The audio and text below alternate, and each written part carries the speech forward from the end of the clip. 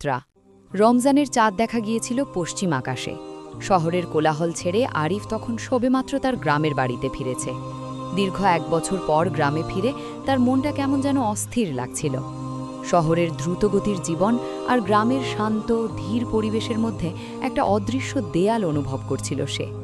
গ্রামের সবাই রমজানের প্রস্তুতিতে ব্যস্ত, ঘরে ঘরে চলছে ইফতার ও সাহারির আয়োজন। মসজিদের মাইকে ভেসে আসছে তারাবিহ নামাজের ঘোষণা, কিন্তু আরিফের মনে এসবের প্রতি তেমন আগ্রহ ছিল না। তার কাছে রমজান মানে ছিল শুধু না খেয়ে থাকা আর কিছু ধর্মীয় আনুষ্ঠানিকতা পালন করা।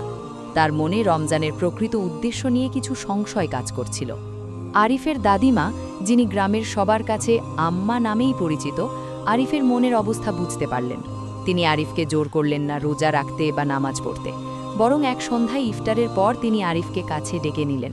নরম হাতে তার মাথায় হাত বুলিয়ে বললেন, আরিফ, রমজান শুধু পেটে ক্ষুধা নিয়ে থাকার মাস নয়, এটা হলো আত্মার পরিশুদ্ধির মাস, নিজেকে নতুন করে আবিষ্কার করার মাস। তোর মনে যদি কোনো প্রশ্ন থাকে তবে তা নিয়ে ভাবিস, উত্তর নিজেই খুঁজে পাবি ইনশাল্লাহ। দাদিমার কথায় আরিফের মনে কিছুটা পরিবর্তন এলো। তার মনে পড়ল ছোটবেলার কথা, যখন দাদিমা তাকে রমজানের গল্প শোনাতেন, ইফতারের সময় মজার মজার খাবার তৈরি করতেন। দাদিমার সেই ভালোবাসার স্পর্শে আরিফ সিদ্ধান্ত নিল অন্তত প্রথম রোজাটা সে রাখবে। পরের দিন সকালে সাহারি খেয়ে আরিফ রোজা রাখল। দিনের বেলায় ক্ষুধা আর তৃষ্ণা তাকে কিছুটা কষ্ট দিচ্ছিল, কিন্তু ইফতারের সময় যখন আজানের ধ্বনি ভেসে এলো, তখন তার মনে এক অদ্ভুত শান্তি নেমে এলো। দাদিমার হাতে তৈরি খেজুর আর শরবত দিয়ে ইফতার করে সে অনুভব করল এক অন্য রকম তৃপ্তি। সেদিন রাতে দাদিমার সাথে সে মসজিদে তারাবিহ নামাজ পড়তে গেল। প্রথম দিকে তার মন এদিক ওদিক ঘুরছিল, কিন্তু ইমাম সাহেবের সুললিত তেলাওয়াত এবং রমজানের তাৎপর্য নিয়ে তার বয়ান আরিফকে মুগ্ধ করল। সে দেখল যে গ্রামের ধনী গরিব সবাই মিলেমিশে ইফতার করছে, একে অপরের খোঁজ খবর নিচ্ছে। এই সম্প্রদায়ের বন্ধন, একে অপরের প্রতি ভালোবাসা তাকে গভীরভাবে স্পর্শ করল। রমজানের দিনগুলো যত এগোতে থাকল, আরিফ তত বেশি আত্মশুদ্ধির পথে হাঁটতে শুরু করল। সে তার অতীতের ভুলগুলো নিয়ে ভাবতে শুরু করল, নিজের ভেতরের অহংকার আর সংশয় দূর করার চেষ্টা করল।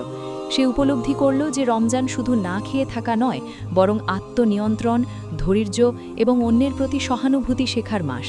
সে গ্রামের দরিদ্রদের সাহায্য করার জন্য এগিয়ে এলো। নিজের জমানো টাকা দিয়ে সে কিছু পরিবারের জন্য ইফতার ও সাহারির ব্যবস্থা করল।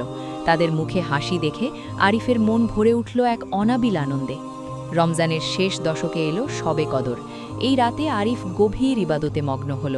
সে আল্লাহর কাছে তার জীবনের উদ্দেশ্য পূরণের জন্য দোয়া করল, নিজের ভুলগুলোর জন্য ক্ষমা চাইল। এই রাতে সে এক অসাধারণ আধ্যাত্মিক অভিজ্ঞতা লাভ করল। তার মনে হলো যেন এক নতুন আলো তার আত্মাকে আলোকিত করে তুলেছে। সে অঙ্গীকার করল যে রমজানের এই শিক্ষাগুলো সে সারা জীবন ধরে রাখবে। অবশেষে এলো ঈদের দিন। আরিফ নিজেকে এক নতুন মানুষ হিসেবে আবিষ্কার করল। তার মনে আর কোনো সংশয় নেই, আছে শুধু শান্তি আর কৃতজ্ঞতা। সে দাদিমা এবং ইমাম সাহেবের প্রতি কৃতজ্ঞতা প্রকাশ করল, যারা তাকে আলোর পথে চলতে সাহায্য করেছেন। ঈদের নামাজ শেষে যখন সবার সাথে কোলাকুলি করছিল, তখন তার মনে হলো রমজান তাকে শুধু একটি মাস নয়, বরং সারা জীবনের জন্য আলোর পথে চলার নির্দেশনা দিয়েছে। আরিফ বুঝতে পারল রমজান হলো এক পবিত্র যাত্রা, যা মানুষকে আত্মিক শান্তি এবং প্রকৃত সুখের সন্ধান দেয়।